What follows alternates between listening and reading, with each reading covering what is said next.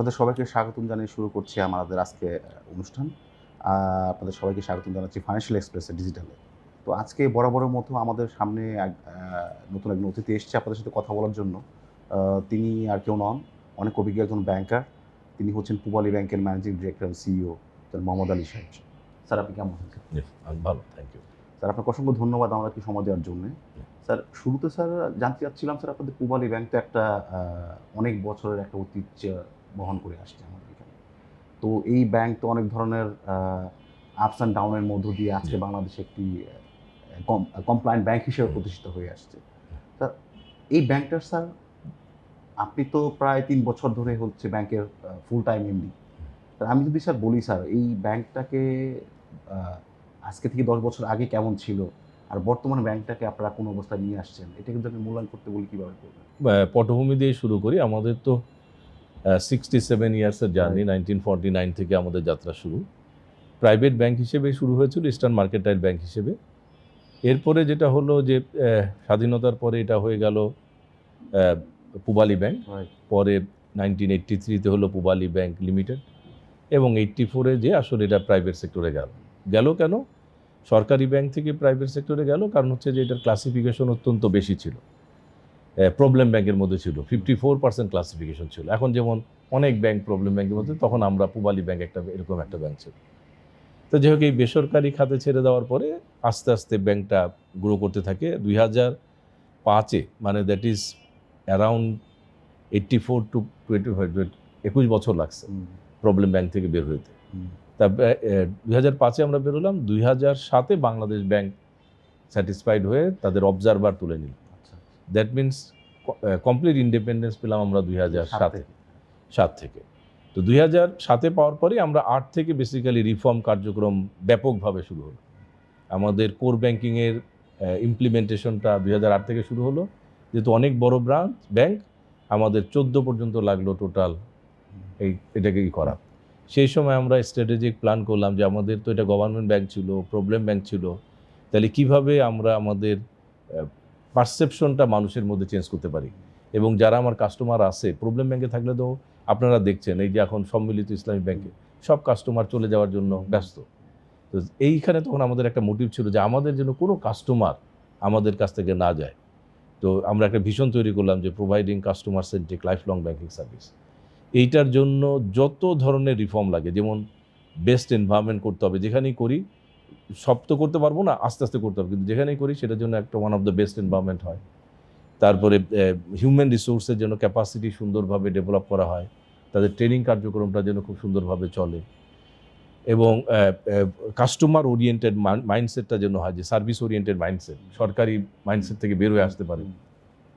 তারপর টেকনোলজি যদি আপনি একদম লেটেস্ট না নিয়ে আসেন তাহলে তো সে থাকবে না। কমপ্লায়েন্স, এই সব কিছু মিলে বেসিক্যালি আমরা একটা হিউজ একটা রিগোরাস পলিসি করি। সেটা ইন্টারনাল ডেভেলপমেন্ট, কাস্টমার সার্ভিস, নিজস্ব এমপ্লয়ি ডেভেলপমেন্ট, এনভায়রনমেন্ট ডেভেলপমেন্ট, সব কিছু মিলে করার পরে আমরা আসলে আরেকটা করি, এটা হলো লং টার্ম, আরেকটা করি শর্ট টার্ম। যে প্রতি বছর আমাদের যে কেপিআই এর প্যারামিটার আছে, যেমন আমরা বলি deposit, advance, export, import, remittance, operating profit, যেগুলো নিয়ে আপনারা নিউজ করেন কন্টিনিউয়াসলি, সেখান থেকে একটা দুইটা প্যারামিটারে অ্যাটলিস্ট আমাদের যে নিয়ারেস্ট কম্পিটিটর, তখন আমরা 22-23 হতাম বা 24, অল্প ব্যাংক ছিল তো, এটা থেকে তার থেকে যেন একটাকে আমরা টপকাতে পারি কোনো প্যারামিটার, আর কোনোটাতে যেন পিছিয়ে না যাই। That was the yearly objective. আর যেটা আপনাকে একটু বললাম সেটা হলো লং টার্ম। এই ইয়ারলি অবজেক্টিভে আমাদের একটা লাভ হলো যে প্রতি বছর আমরা দেখা গেল যে কখনো 2টা ব্যাংকে টপকিয়েছি, একটা করতে করতে করতে এই যে আজকে 2025-এ যখন দেখি, তখন ম্যাক্সিমাম প্যারামিটারে আমরা দেখতেছি যে কোনোটাতে 1 নম্বরে, কোনোটাতে 2 নম্বরে, কোনোটাতে 3 নম্বরে, এর নিচে আর নাই। তাহলে আপনি যদি এরকম কেপিআইতে সব প্যারামিটার এই জায়গাতে থাকেন, তাহলে একসময় দেখবেন যে আপনি একটা সুনামের সাথেই আছেন। তো এই বছর আমরা কমপ্লিট করেছি এভাবে 3030 কোটি টাকা আমাদের প্রফিট হয়েছে। এটা মোস্ট প্রবাবলি সেকেন্ড পজিশন হবে ব্র্যাক ব্যাংকের পরে। এই জায়গাটা হয়েছে অপারেটিং প্রফিট। ক্লাসিফিকেশনে আমরা লোয়েস্ট হব আশা করছি, 2.05 এটাতে নেমে আসছে। তো আর এক্সপোর্ট ইম্পোর্ট এগুলোতে অন্যান্য ব্যাংকের চেয়ে, কনভেনশনাল ব্যাংকের চেয়ে অনেক বেশি, এটা সবার চেয়ে বেশি হবে। তো তার মানে এইভাবে করে আসলে আমরা করেছি কি যে এখন যেমন ফোকাস করছি যে ঠিক আছে, এই জায়গাগুলোতে হয়েছে। ডিজিটালের জায়গাগুলোতে আমরা দেখছি যে এখন আমরা 1 থেকে 3-এর মধ্যে সব প্যারামিটারে ঢুকতে পারি। কোনোটাতে 6 নম্বরে, কোনোটাতে 5 নম্বরে, কোনোটাতে 4 নম্বরে আছে। যেমন আমরা এটিএম সিআরএম ডিপ্লয়মেন্ট, এখানে দেখেন অনেকগুলো ব্যাংক হয়তো সামনে আছে, কিন্তু আমরা লাস্ট যেটা দেখলাম যে আমরা ব্র্যাক ব্যাংক, সিটি ব্যাংক এদেরকে টপকাই গেছি যে আমাদের এই জায়গাগুলোতে, আমাদের এই ডিপ্লয়মেন্টের জায়গাতে। এখন হয়তো ইসলামী ব্যাংক আছে, ডাচ বাংলা আছে, এটা কয়েকটা ব্যাংক আছে। তো এইভাবে করে এখন চিন্তা করতেছি ডিজিটাল জায়গাগুলোতে, যেমন আমরা পাই ব্যাংকিং, আমাদের যে মোবাইল অ্যাপস, এইটার অনবোর্ডিংয়ের ক্ষেত্রে আমাদের পজিশনটা ধরেন কত নম্বরে আছে, এই 5 নম্বরই হবে in terms of transaction, in terms of number of account. তো সেইটার ক্ষেত্রে ডাচ বাংলা অনেক আগে আছে। তো তাহলে আমরা কি করতে পারি, আস্তে আস্তে সেই জায়গাটাতে যদি আমরা মানে এক বছরে একটা করে ব্যাংক টপকালাম, তো 3-4 বছরে দেখা যাবে যে আমরা হয়তো ডাচ বাংলা এখন ধরা যাবে না, বাট ডাচ বাংলার কাছাকাছি যাওয়া বা ইসলামী ব্যাংকের কাছাকাছি যাওয়া। তা আমাদের টার্গেটটা হলো এখন এই সবগুলো ছোট ছোট প্যারামিটারেও, কেপিআই প্যারামিটারেও যেন 1 থেকে 3-এর মধ্যে আসলে চলে আসে। আর লং টার্ম তো ভীষণ যেটা থাকবে, ব্র্যান্ড ভ্যালু তৈরি করা, কাস্টমার পারসেপশন, এগুলো তো লং টার্ম হতেই থাকবে। আপনার কথার মধ্যে স্যার একটা বিষয় চলে আসছে যে এনপিএল নিয়ে আপনি কথা বলবেন, যে 2% সামান প্লাস আপনাদের এনপিএল আছে। স্যার আমরা জানি যে 2024-এর পরে যে আপনাদের অ্যাকাউন্টিং যে মেথডটা, এটা চেঞ্জ হয়ে যাওয়ার পরে অনেক ব্যাংকের 3% ছিল, 5%, সেই ব্যাংকের করে দেখলাম যে ডাবল ডিজিটে চলে গেছে। মানে এখন তো লুকানো কিছু। তো ইন্টারেস্টিং পার্ট হচ্ছে স্যার, এই সব কিছু ওপেন করে দেওয়ার পরেও আপনাদের এনপিএলটা এত নিচে কিভাবে রাখলেন আপনারা, মেনটেন করলেন কিভাবে? আসলে এইটা কোনো লজিক না। আমরা 2024-এ দেখলাম আমাদের এনপিএল হু করে বাড়ছে। মানে এত বেশি না, মানে আপনি আবার হু করে ভাবলেন যে অনেক বেশি। আমরা 2 থেকে 3 হলেই তো 50% বাড়া। আমি চিন্তা করে দেখেন, 3 থেকে 4 হলে তো অ্যারাউন্ড 25-এর উপরে আরও বেশি বাড়া, 33% বাড়া। তো আমরা দেখলাম যে আমাদের জেনারেলি 2 থেকে 3-এর মধ্যেই থাকতো, এইটা বেড়ে 5-এ চলে গেল। তাহলে কত পার্সেন্ট বাড়ছে চিন্তা করেন তো। 200%, 100% বেড়ে গেছে। তো জেনারেলি এটা তো একটা স্ট্রেস দিছে। তা আমরা 25-এ বলছি যে আমাদের কোনো বিজনেস কনফারেন্স নাই, সব রিকভারি কনফারেন্স। প্রতি মাসে আমরা রিকভারি কনফারেন্স করছি, যেন এই যে একজন 9টা কিস্তি দেয় নাই, 12টা কিস্তি দেয় নাই, তখন ক্লাসিফাইড হতো না, তাকে বলা যে ভাই 3টার মধ্যে আপনাকে আনতে হবে। এটা তো একটা পেমেন্ট, একটা মাইন্ডসেট। সে এত বছর ধরে ব্যবসা করতেছে, 9টা না দিলেও তার ক্লাসিফাইড হয় না, সে 9টার আগে একটা করে দিয়ে আসতেছে, তার মানে সে ক্যাপাবল দেওয়ার ক্ষেত্রে। কিন্তু প্রবলেম হলো যে এখন যদি আমি তাকে কাছে 6টা চাই, তারপরের মাসে আবার আরেকটা কিস্তি দিতে হচ্ছে, এইটা তো তার জন্য বার্ডেন। তো এইটা আমরা আস্তে আস্তে অ্যাড্রেস করা শুরু করলাম। এইটা বললাম যে আপনার 9টা বাকি আছে, 2টা কমায় 7টায় নিয়ে আসে, 7টা থেকে 1টা কমায় 6টায় নিয়ে আসে। এই করতে করতে আমরা সেপ্টেম্বরে যে দেখলাম যে আমাদের ক্লাসিফিকেশন হচ্ছে 5.4, মানে 25 সেপ্টেম্বর। বাট পজিটিভ দিক হচ্ছে সেপ্টেম্বরে যখন এসে দেখলাম যে সবার আমার 4-এর মধ্যে চলে আসছে, মানে একটা কিস্তি দেওয়ার না কারণে কিন্তু 5-এর উপর চলে গেছে, ক্লাসিফাইড। তো তখন আমরা বললাম এইবার যদি আমরা আরেকটু ড্রাইভ দিই, তাকে যদি বলি যে ভাই 2টা কিস্তি দিলে আপনি ক্লাসিফিকেশন থেকে রেগুলার হতে পারবেন। এইটা কাজ করতে যেও কিন্তু নভেম্বর পর্যন্ত আমাদের মানে ওরা দিয়েছে, কিন্তু নভেম্বর পর্যন্ত ধরেন এটা কমায়ে আমাদের 5-এর কাছাকাছি ছিল। এরপর ডিসেম্বরে যখন আরও একটু প্রেশার ক্রিয়েট করা হলো, তখন দেখা গেল যে ম্যাক্সিমামেরই 3টার মধ্যে চলে আসছে, এই আমার কমে গেল। আর কিছু লাভ হয়েছে যে গভর্নমেন্টের যে পলিসি আছে, নীতি সহায়তা পলিসিটাও, পার্শিয়াল রাইট অফ নীতি সহায়তা পলিসি, এটা ডিসেম্বরে কাজ করছে, করে আমাদের ক্লাসিফিকেশনটা দেখলাম যে একটা রেসপেক্টেবল পজিশনে আসছে। আমার মনে হয় যে পূবালী ব্যাংকের এটাই সর্বনিম্ন এখন 2.05। আসলে এইটা 2.05, এটা ইন্টারন্যাশনাল স্ট্যান্ডার্ডও তো খুবই ভালো। এখন আমাদের কাজ হলো এটাকে ধরে রাখা, আর একটু যদি রাইট অফ এবং আদার করে রিকভারি করে যদি আরেকটু কমানো যায়, মানে মার্চের জায়গায়, তাহলে আরেকটা বেটার রেজাল্ট আমরা বাংলাদেশ ব্যাংকে দেখাতে পারি। স্যার আপনি স্যার বললেন স্যার আপনাদের 2025টা ছিল শুধুমাত্র রিকভারি কনফারেন্সের, বিজনেস কনফারেন্স বেশি করেন না। আসলে বিজনেস কনফারেন্সের কোনো ইম্পর্টেন্সই কনফারেন্স দেয়নি, ওদেরকে একটা টার্গেট দেওয়া হয়েছিল, ওরা ন্যাচারাল ওয়েতে যা করেছে, মানে প্রেশার ক্রিয়েট করে। আমরা টাস্ক ফোর্স করেছি, রিকভারি কনফারেন্স করেছি RM রিজিওনাল ম্যানেজার লেভেলে, এবং প্রতিটা ফিল্ডে যে আমরা অনলি রিকভারি কনফারেন্স করেছে। এবং এটা বলছি যে এটা আমার 11,000 এমপ্লয়ীদের টাস্ক, এটা কোনো ইন্ডিভিজুয়াল ডিভিশনের টাস্ক না। বলছি যে তোমাদের তো সকল টার্গেট আমি করে দিছি, করছি না, শুধু তোমাদের কাজ হচ্ছে রিকভারি। সবাইকে অ্যাকাউন্ট ভাগ করে দেওয়া হয়েছে, যে তোমার 5টা অ্যাকাউন্ট, তোমার 3টা অ্যাকাউন্ট। বলছি যে সাকসেস ফেলিওর ইস্যু না, ইস্যু হলো যে তুমি তাকে সফটলি নক করতে থাকো। আমরা কোনো কাস্টমারকে ডিস্টার্ব করিনি, খুব বিনয়ের সাথে বলছি, রুলসটা যে চেঞ্জ হয়েছে সেটা বুঝাইছি, যে আপনি তো ব্যবসা করতেছেন তাহলে এটা দেন, তাকে সাপোর্ট দেওয়ার জন্য যদি হয় সাপোর্ট দেওয়ার চেষ্টা করা হয়েছে। তো মানুষকে বারবার নক করলে, মানুষ যদি তার ক্ষমতা থাকে, আমরা দেখেছি আমাদের বাংলাদেশি মানুষরা তাহলে টাকাটা পে করে দেয়। Regular communication very vital issue. Regular communication, তার সাথে ভিজিট করা, তার পরিবারে যাওয়া। হয়তো ধরেন সে চিন্তা করছে যে জমিটা বিক্রি করেই সে টাকাটা দিবে, সে কেসে যাবে না, মানে কেসের এই ঝামেলা করবে না। কিন্তু ধরেন আপনি বারবার গেলে সে ওই জায়গাটাতে সে একটু তৎপর হয়। তৎপর হলে লাভটা কী? ধরেন লাভটা হলো সে চিন্তা করছে যে আমি 50 লাখ টাকায় জমিটা বিক্রি করব, কাস্টমার হয়তো বলতেছে 43 লাখ টাকা। ও বেচারা ডিলে করে, না ঠিক আছে 50-এ না হলে দিব না। কিন্তু যখন থেকে ব্যাংক বারবার যাচ্ছে তখন বলতেছে যে ঠিক আছে ভাই 45 লাখ টাকায় দিয়ে দেয়। তো এই ধরনের এনভায়রনমেন্টটা তৈরি হয়। যার কাছে টাকা নাই ধরেন, তার কাছে আপনি 1000 বার যান, সে দিতে পারবে না। ফলে সেটার ক্ষেত্রে আপনাকে রিকভারি প্রসেস আলাদা। কিন্তু ধরেন যার অ্যাসেট আছে, যার বিজনেস আছে, অথবা বিজনেসটা ফল করছে কিন্তু অ্যাসেট আছে, সে আবার বিজনেস করতে চায়, এই লোকই তো সংখ্যা বেশি। তাদের ক্ষেত্রে আপনি যখন কন্টিনিউয়াসলি বলবেন তখন পেয়ে যাবেন। পূবালী ব্যাংক তো স্যার, আমরা জানি আপনি কিছুক্ষণ আগেও বললেন যে আপনাদের অপারেটিং প্রফিট মাশাআল্লাহ অনেক ভালো হয়েছে। তো এখন স্যার ধরেন এটা কি শুধুমাত্র আপনার, এখন তো ইনভেস্টমেন্টের ওইরকম সিনারিওটা তো পজিটিভ না, কারণ ডিমান্ডও কম, প্রাইভেট সেক্টর ক্রেডিট বলেন অনেক কমে গেছে। তো স্যার এখন স্যার এই ইনভেস্টমেন্টের মাধ্যমে তো আপনার রিটার্নটা হয়েছে। ইনভেস্টমেন্টটা কি শুধুমাত্র ওই আপনার গভর্নমেন্ট সিকিউরিটিজের ওইখানে থেকে ইনভেস্টমেন্টটা বেশি এসছে? এই আপনাদের ইনভেস্টমেন্ট মিক্সটা যদি আমাকে একটু শেয়ার করতেন। ইনভেস্টমেন্ট মিক্সটার ক্ষেত্রে হয়েছে কি যে 24 পরবর্তীতে যেটা হচ্ছে যে এখন তো খুব বেশি ইনভেস্টমেন্ট হচ্ছে না প্রাইভেট সেক্টরে, যেহেতু সবাই অপেক্ষা করছে যে কখন পলিটিক্যাল গভর্নমেন্ট আসবে।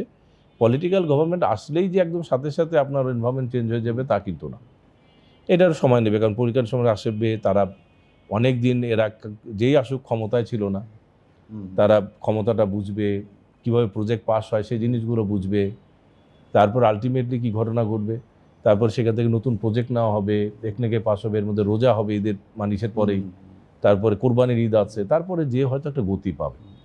তা আমরা যেটা করেছি যে 24-এও করেছে, 25-এও করেছে, আমরা বলছি যে না, আমাদের ডিপোজিটরের টাকা পাবলিক শুধু সিকিউরিটি যে স্পেন্ডিং হবে এটা হবে না।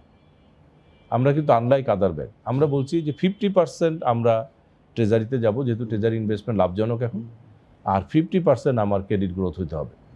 তা আমরা গত বছর 15,000 কোটি টাকা আমার ডিপোজিট বেড়েছিল, আমরা 7,000 কোটি টাকার একটু বেশি প্রাইভেট সেক্টরের ক্রেডিট গ্রোথ করেছি, আর রিমেইনিং টাকাটা আমরা দিয়েছি। এই বছরও তাই।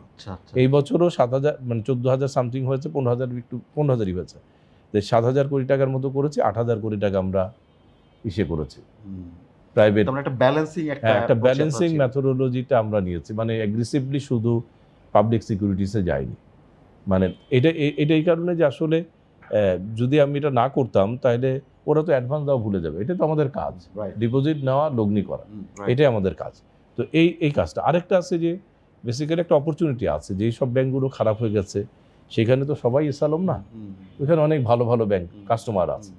তো এই ভালো ভালো কাস্টমার যারা আছে তারা তো ওইখানে ফেসিলিটিস পাচ্ছে না, they are looking for good banks.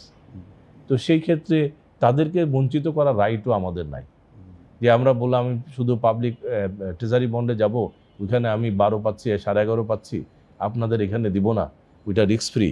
আসলে এই রাইটটা আমার কাছে মনে হয় না যে ব্যাংকারদের আছে, যে জেনারেলি তাকে ওই জায়গাটাকে দেখতে হবে। কারণ তাকে যদি ফেসিলিটেট না করি তাহলে এমপ্লয়মেন্ট জেনারেশন হবে কিভাবে, তাকে যদি না করি তাহলে ম্যাক্রো ইকোনমিক চ্যালেঞ্জেসগুলো আমরা কিভাবে মিট করব, এই জায়গাগুলোতে কাজ করা দরকার। 25 সালের ঘটনা তো আমরা জানি কতটা ডিফিকাল্ট ছিল ব্যাংকিং বিজনেসটা করার সময়টাতে। তো 26 সাল নতুন একটা বছরে আমরা পদার্পণ করেছি। তো এই বছরে পজিটিভ দিক হচ্ছে ইলেকশন হতে যাচ্ছে, আশা করছি একটা পলিটিক্যাল গভর্নমেন্ট এখানে ফর্ম করবে। আপনার সামনে হয়তো প্রাইভেট সেক্টর ক্রেডিট একটা গতি তারা পাবে। আপনাদের sir as a senior banker, experience banker হিসেবে আপনি কি মনে করছেন যে 26 সালটা ব্যাংকিং সেক্টরের ল্যান্ডস্কেপ যদি আপনি ধরেন, তাহলে কিরকম হতে পারে? আর সেই অনুযায়ী আপনাদের প্ল্যানটা কি? আসলে এক একটা ব্যাংকের প্রেক্ষাপটে এক এক ধরনের হবে। যারা দুর্বল ব্যাংক হয়ে গেছে, ধরেন 10-এর উপরে যাদের ক্লাসিফিকেশন আছে, তাদের মেজর ফোকাস হয়ে যাবে ক্লাসিফিকেশনটা রিকভারি। রাইট। কারণ এটাই তাদের কাজ করতে হবে, আসলে এটা নিয়েই কাজ করতে হবে।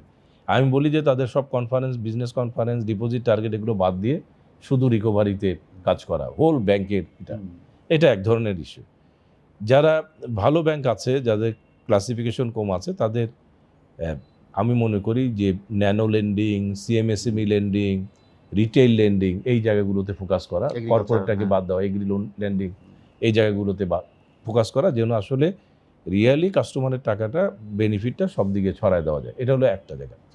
আরেকটা হলো যে তাদের আরেকটা ফোকাস দেওয়া উচিত যে যেহেতু ডিজিটাল ব্যাংকিং কাস্টমারদের একটা ডিমান্ড, মানে এই জন্য ডিজিটাল ব্যাংকিং লাইসেন্সও দিতে যাচ্ছে বিকাশ এবং আদার অর্গানাইজেশনে।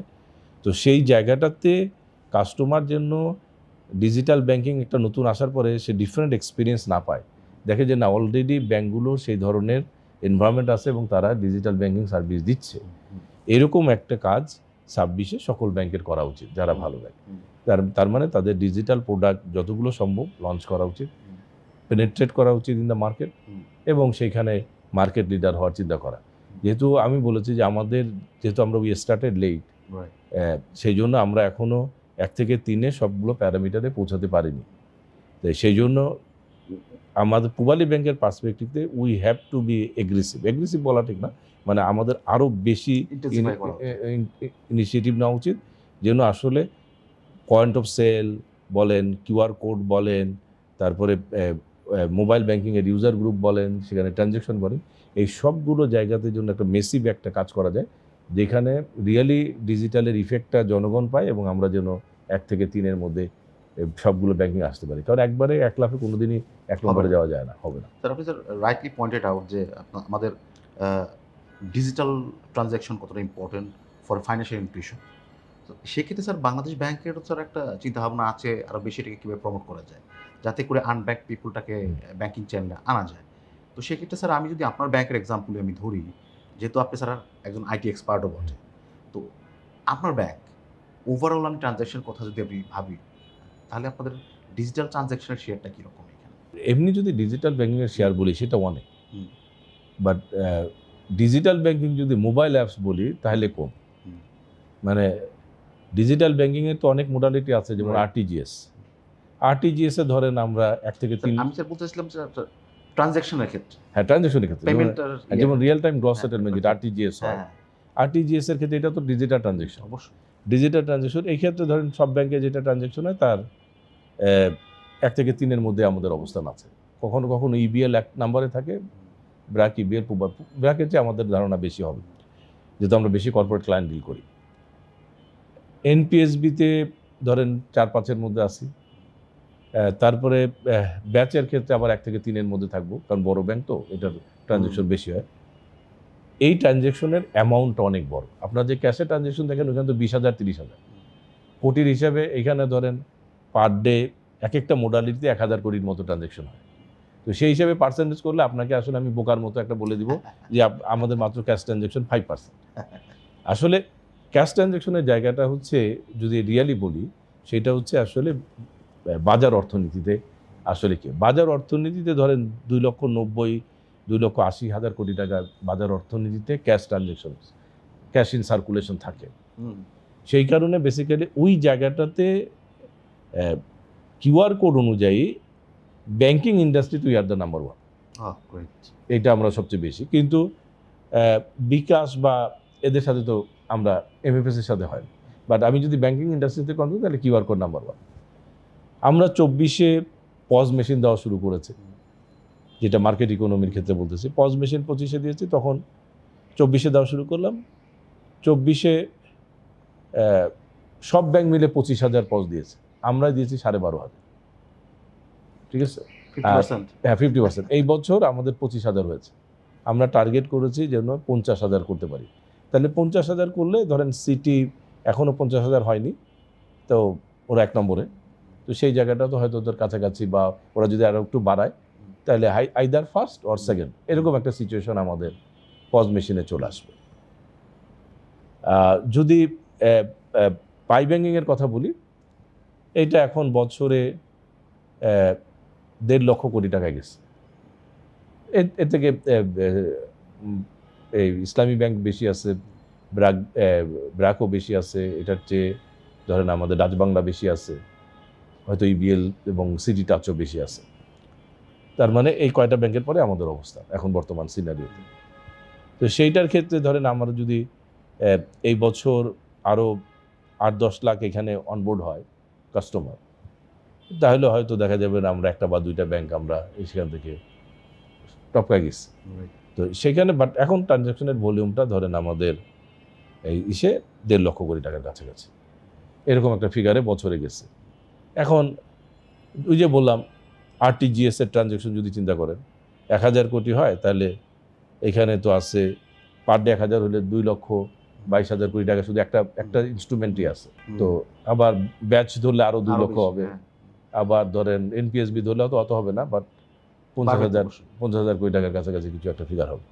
তা এই হিসেবে ক্যাশের ট্রানজ্যাকশনটা তো আসলে এত বেশি হয় না, but outside the market cash আমরা চাচ্ছি যে এই যে outside the cash in circulation 2,90,000 কোটি টাকা, সেই জায়গাটাতে যেন আসলে আমরা এই QR code, pause machine, digital mobile banking এগুলোর মাধ্যমে তাদেরকে যেন অনবোর্ড করে এইখানে যদি ধরেন আমি 10% শেয়ার নিতে পারি, তাও তো 30,000 কোটি টাকা এসে যায় আমার কাছে।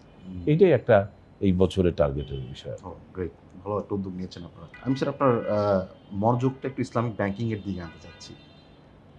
স্যার ইসলামী ব্যাংকের বিভিন্ন ইসলামী ব্যাংকে কী হয়েছে আমরা মোরালে সবাই জানি। এখন সরকারের পক্ষ থেকে মার্জার একটা উদ্যোগ নেওয়া হয়েছে, সেইখানে 5টা ব্যাংকেও মার্জ করা হচ্ছে, সম্মিলিত ইসলামী ব্যাংক নামে একটা নামও দেওয়া হয়েছে। স্যার এই ইসলামী ব্যাংকগুলোর যে ক্লায়েন্টগুলো ছিল, সেই ক্লায়েন্টগুলো স্যার দেখা যাচ্ছে এই ভোলাটিলিটির সময় তারা বিভিন্ন ভালো ব্যাংকগুলোতে চলে যাচ্ছিল, যেখানে যে ব্যাংকগুলোর একটা পজিটিভ একটা হিস্ট্রি আছে এবং যেখানে একটা গুডউইল আছে সেইখানে চলে যাচ্ছিল। তো আমি যতটুকু জানি আপনাদেরও ব্যাংকেও অনেকে এসছে। তো আমি যদি স্যার আপনার টোটাল ডিপোজিট মিক্সটাতে আমি ইসলামিক ব্যাংকিংয়ের যে উইংটা আছে এটাকে যদি বলি স্যার, এখানে গ্রোথটা আপনাদের কীরকম ছিল? এটাতে গ্রোথ খুব বেশি ছিল, কোনো প্যারামিটারতে 100%, কোনোটাতে 40%, বা টোটাল ফিগার যেহেতু খুব অল্প সময়ের মধ্যে হয়েছে, এটা খুব বেশি না। আমাদের উইন্ডো তো মাত্র 21টা ছিল, এখন কিছু শাখা হয়েছে, 3-4টা শাখা ছিল, এখন 10টা শাখার পারমিশন পেয়েছি। তো সেই 3-4টা শাখা আর উইন্ডো দিয়ে আপনি কত কিছু করবেন, ওইটা 7,500-8,000 কোটি টাকার কাছাকাছি ফিগার এসে দাঁড়াচ্ছে আর কি। এটা স্যার ধরেন পট পরিবর্তনের আগে তখন কীরকম ছিল? তখন ছিল ধরেন এই 2-3 হাজার কোটি টাকা, 4-5 হাজার কোটি টাকা বাড়ছে আর কি। তখন গ্রোথ তো অনেক বেশি। হ্যাঁ, না গ্রোথ তো বেশি, বললাম কোনোটাতে 100%, কোনোটাতে 40%, কোনোটাতে 200%, এভাবে গ্রোথটা হয়েছে। এটা গ্রোথ হওয়া কারণ হচ্ছে আমাদের দেশের জনগণ আসলে ইসলামী ব্যাংকিং করতে চায়, এটা হলো সবচেয়ে বড় বিষয়। আরেকটা বিষয় কি, আমি তো দুটো ব্যাংকই দেখি, কনভেনশনালও দেখি, ইসলামীও দেখি। আমি মানে প্রতিটা প্রোডাক্টের মধ্যে দেখছি ইসলামী ব্যাংকিংয়ের প্রোডাক্ট যা, এইটার যে সুপ্রিমেসি ওভার দ্য কনভেনশনাল, এটা আনপারে। যেই সব কারণে কনভেনশনাল ব্যাংকিংয়ে মানুষ ডিফল্ট করে, সেইখানে ডিভাইন রুলে এমনভাবে প্রোডাক্টটা করা যে সেগুলো সেই প্রোটেক্ট করে। তো মানে আমি সংক্ষেপে যদি একটা বলি যে লুপহোলগুলো কনভেনশনাল ব্যাংকিংয়ের প্রোডাক্টে আসে, যের কারণে ডিফল্ট বেড়ে যায় বা ডিফল্ট হওয়ার সম্ভাবনা থাকে, সেগুলো এত সুন্দরভাবে এই প্রোডাক্টে ডিজাইন করা যে সেগুলো যদি কেউ রিয়েলি ইসলামিক কায়দায় করতে চায় তাহলে সেটাকে প্রোটেক্ট করা। এখন প্রবলেম হলো কি, যে আপনি নাম দিলেন ইসলামিক কিন্তু কাজ করলেন না ইসলামিক ছড়িয়ে দিলেন।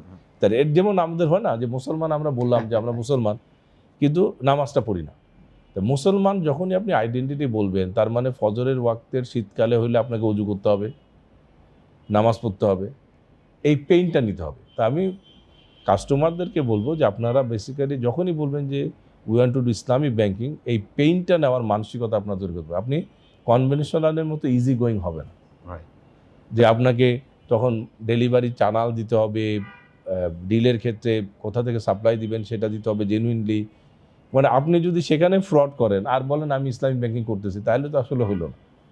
তার মানে সব জায়গাতে সেখানে মাল যেখান থেকে আসবে আপনার গোডাউন থেকে আরেক গোডাউনে যাবে, ট্রাক রিসিভ রাখা থেকে শুরু করে সব যেন এই সবগুলো জেনুইন হলে ফান্ড ডাইভার্ট করা থেকে শুরু করে কোনো কিছু হবে না। এবং ইকোনমিকে যদি আমি পার্সোনালি বিশ্বাস করি যে আমরা যদি রিয়েলি বাংলাদেশের ইকোনমিকে সাস্টেনেবল করতে চাই তাহলে সকল ব্যাংকে ইসলামী ব্যাংকিং করে ফেললে that would be the best choice. Sir আরেকটি বিষয় স্যার আপনার একটা মনোযোগ আকর্ষণ করতে চাচ্ছি ইন্টারন্যাশনাল ট্রেডের ক্ষেত্রে। স্যার আমরা তো স্যার যখন রিপোর্টিং করি তখন অনেক ধরনের ব্যবসায়ীদের সাথে আমাদের কথা হয়, বিভিন্ন গ্রুপের সাথে কথা হয়। তো ওনাদের সাথে যখন আমরা বলি আপনাদের ব্যাংকিং পার্টনার, তখন এরা যে কয়টা ব্যাংকের কথা সবথেকে বেশি বলে তাদের মধ্যে আপনাদের ব্যাংক অন্যতম। হুম। স্যার এই ইন্টারন্যাশনাল ট্রেডে যেমন 25-এ বলি বা 24-এ শেষের দিকে বলি, অনেকগুলো ব্যাংক স্ট্রাগল করেছে। বিশেষ করে আপনার এই ডলারের ঠিকমতো সাপ্লাই তারা দিতে পারেনি। কিন্তু তারা ঠিকই আপনার ইম্পোর্ট করে এই এলসি ওপেন করে ফেলেছিল। তো যার কারণে একটা করেসপন্ডেন্ট ব্যাংকগুলোর কাছ থেকেও একটা ক্রেডিট লিমিট তারা কমিয়ে ফেলেছিল। স্যার এই পরিস্থিতির মধ্যে স্যার আপনারা কিভাবে এটা মেইনটেইন করবেন? আমাদের আসলে একটা ম্যাচুরিটি প্রোফাইল আছে যে মানে ইন্টারন্যাশনাল বিজনেস করতে গেলে আসলে কমিটমেন্টটা হচ্ছে ইম্পর্টেন্ট। আপনি একদিন ডিলে করলে আপনি ভাবতে পারেন একদিন ডিলে করলে কি হবে, আপনার হয়তো সামান্য কিছু গুডউইল নষ্ট হবে। কিন্তু প্রবলেম হলো কি, ধরেন দুবাইতে বসে যে লোকটা আমাকে লিমিট দিছে সে বাঙালি, সে বাংলাদেশি, তাকে তার বস যখন জিজ্ঞেস করতেছে তোমার বাংলাদেশি ব্যাংকটা টাকা দিতে পারতেছে কেন, তোমাকে একদিন সময় দিলাম না হলে তোমার চাকরি নাই। তো you have to feel his tension. মানে কেউ যদি বাংলাদেশি ব্যবসা করতে হয় তাহলে আপনার যে স্টেক হোল্ডার কাউন্টার পার্ট যারা কাজ করতেছে তাদের অবস্থানে যে আপনাকে চিন্তা করতে হবে যে basically what need to do. মনে করবেন আমি ডিলে করছি মানে আমার যে লোকটা আমাকে ভালোবেসে আমাকে লিমিটটা দিয়েছে, প্রসেস করেছে, ওখানে একটা বাঙালি আছে, বাংলাদেশি আছে বা আমার শুভাকাঙ্ক্ষী আছে, হি ইজ ইন ট্রাবল। তো এই জায়গাটাতে যদি যখন আপনার মধ্যে দৃঢ়তা আসবে তখন আপনি নিজেই টেনশনে পড়ে যাবেন যে আজকে আমার লিমিটের, আজকে আমার অ্যাকসেপ্টেন্স দিয়েছি, অত দিতে হবে, অত আগামীকাল দিতে হবে, তাহলে আজকে আমার ব্যবস্থা করতে হবে যেন কালকে আমি ঠিক মতো দিতে পারি। এবং এইখানে আপনার কি এক্সপেন্ডিচার হলো, কত টাকায় আপনি ডলার কিনলেন, এটা আসলে সেকেন্ডারি। প্রথম বিষয় হচ্ছে ইয়োর কমিটমেন্ট। এইটা কিন্তু আমাদের অনেক ইন্ডাস্ট্রি ইভেন মিডিয়াও অনেকের ক্ষেত্রে বোঝে না। আমাদের অনেকেই বলেছে যে কেন আপনি ডলার রেটে বেশি কিনলেন, বেশি দাম দিয়ে কিনলেন। আসলে বেশি দাম দিয়ে একটু কিনলে যেমন জনগণই পায় টাকাটা, প্রান্তিক জনগোষ্ঠী।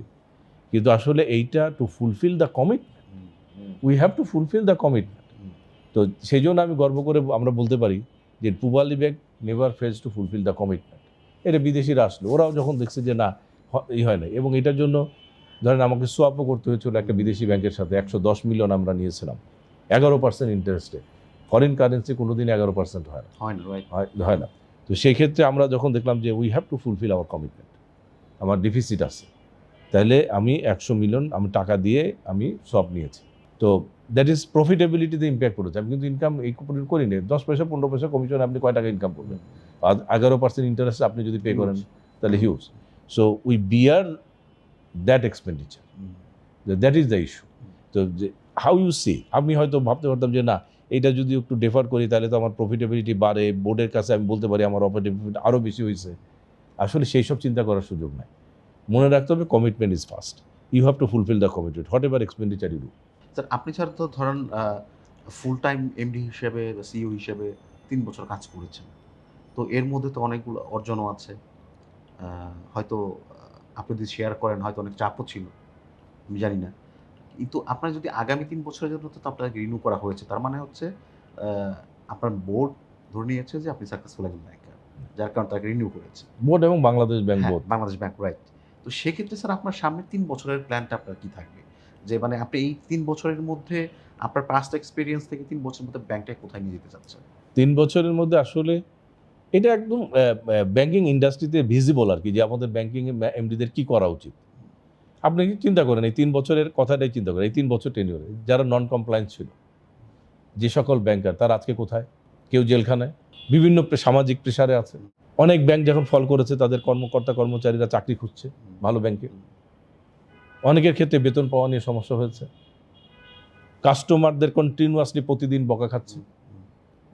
এটা তো ভিজিবল।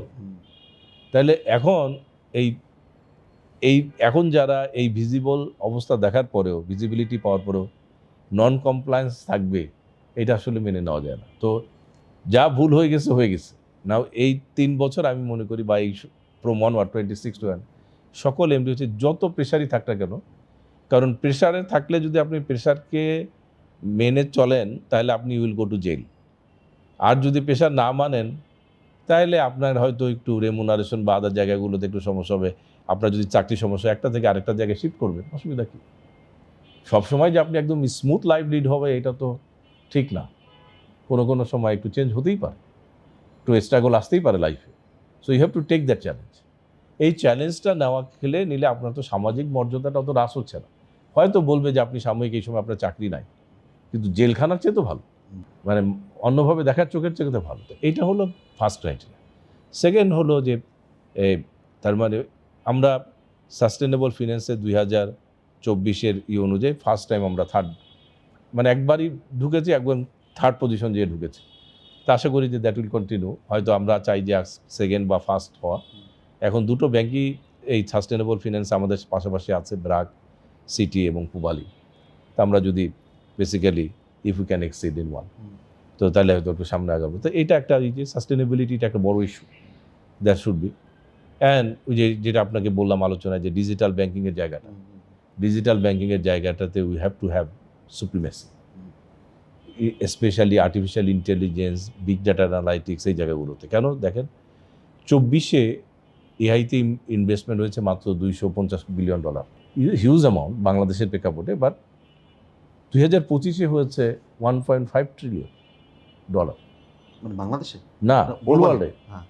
নেক্সট তাহলে 26-এ কত হবে এবার চিন্তা করেন। এত ইনভেস্টমেন্ট হচ্ছে, তাহলে এই টেকনোলজিটা কোথায় চলে যাবে? তাহলে if we can't cope with the changes, especially artificial intelligence, then we will be doomed. Right. So that should be the so world is changing very rapidly. So you have to cope with the situation. আপনারা তো এই ক্ষেত্রে তো প্রচুর investment করে যাচ্ছেন, তাই তো? এই জায়গাতে আমরা আমাদের স্ট্র্যাটেজিক প্ল্যান, আমরা একটা পলিসি করেছি, পলিসি বোর্ডে দেওয়া হয়েছে। কিছু কারেকশনের ইস্যু আছে, সেগুলো চলছে। কিছু প্রজেক্ট হাতে নিচ্ছি, কারণ টেকনোলজিটা তো আমাদের হাতে নাই, টেকনোলজিটা আছে আমেরিকা এবং চায়নার হাতে। They are the investor in this technology, আমরা তো ইউজার। তাহলে সেই জায়গাগুলোতে আমাদের বড় প্রবলেম হচ্ছে ল্যাঙ্গুয়েজ লার্নিংয়ের ক্ষেত্রে বাংলা, ওদের তো ল্যাঙ্গুয়েজ লার্নিং বাংলা না। তাহলে এই এআইগুলো কতটা বাংলায় রেসপন্স করতে পারে সেগুলোকে পরীক্ষা করাও ডিফিকাল্ট, কারণ এদের লোকাল অফিস নাই এখানে, তো বাইরে থেকে। তো আমাদের লোকাল ডায়ালেক্ট আছে, চাটগাইয়া ডায়ালেক্ট এক ধরনের, সিলেটি ডায়ালেক্ট এক ধরনের, তো এই বরিশালের এক ধরনের। তো এই লোকাল ডায়ালেক্টগুলো আসলে সে কীভাবে হ্যান্ডেল করে? আমার কাস্টমার তো বরিশালের লোককে হাজার বললেও তো সে করবে, চাপাইয়ের লোককে চাপাইয়ের ভাষায় কথা বলবে, আমার কক্সবাজারের মতো বলবে, তাই সেই এক্সেন্টটা কতটা ধরতে পারে?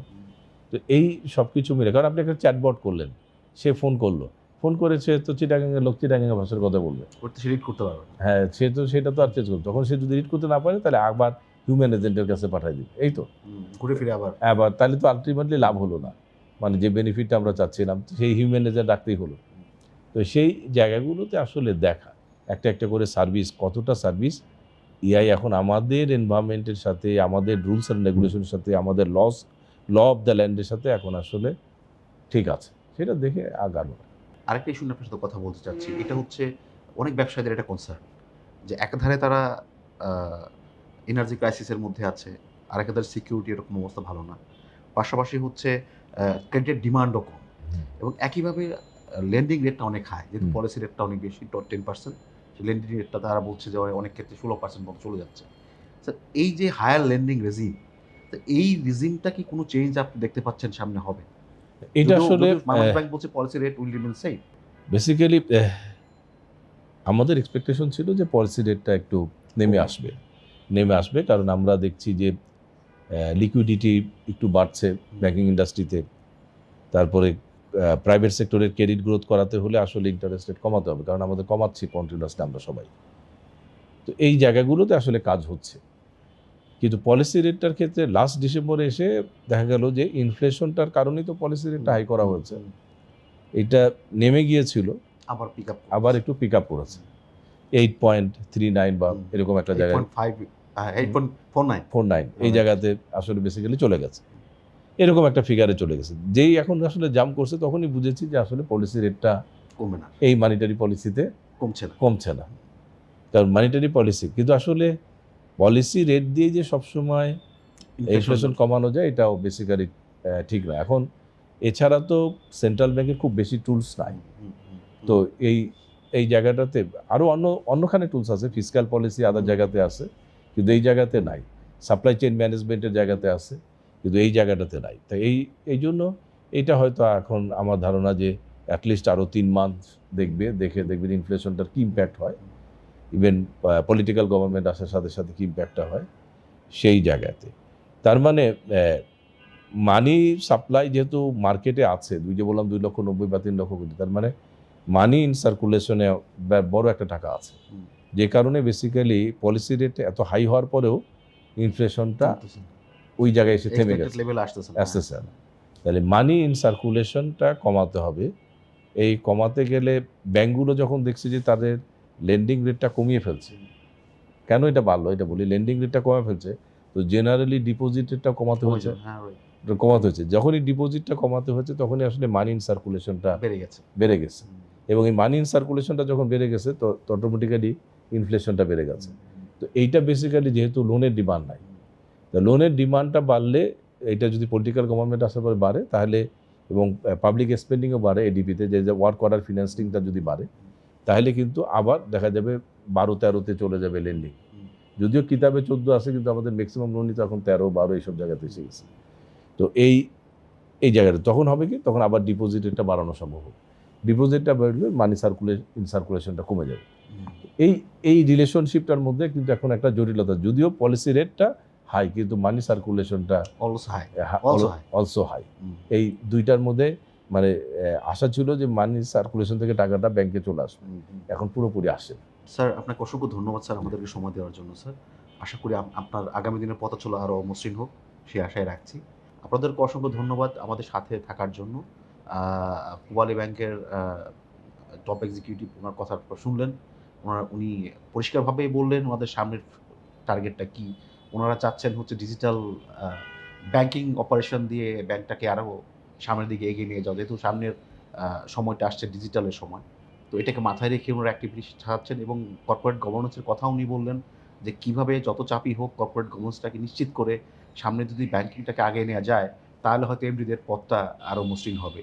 তো আমরা আশা করি ওনারা সেটা সফলকাম হবেন, সেই আশা রেখেই আপনাদের সকলকে ধন্যবাদ দিয়ে আজকে এখানে শেষ করছি। আপনারা সবাই ভালো থাকবেন, সুস্থ থাকবেন, ফাইন্যান্সিয়াল এক্সপ্রেস ডিজিটালের সাথেই থাকবেন। অসংখ্য ধন্যবাদ।